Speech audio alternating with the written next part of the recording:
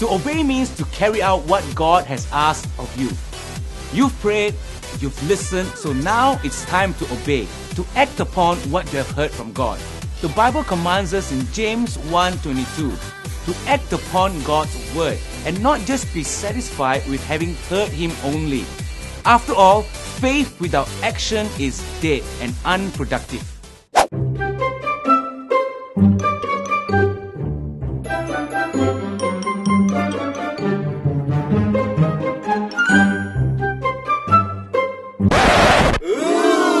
Who should I obey? Well, God.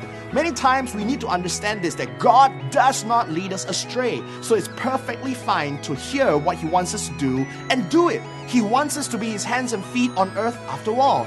As long as that action doesn't lead us to sin, we should do it. It doesn't matter if it's against the nature of our personality or our preferences. That doesn't matter. Just do it as long as it doesn't hurt people and it blesses others.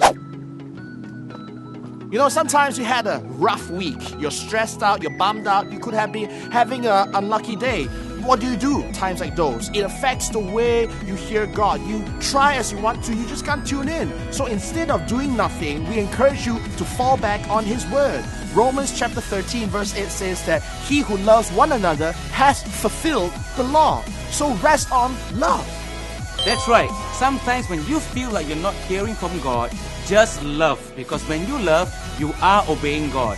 After all, God has already spoken to us when He said, love your neighbor as yourself.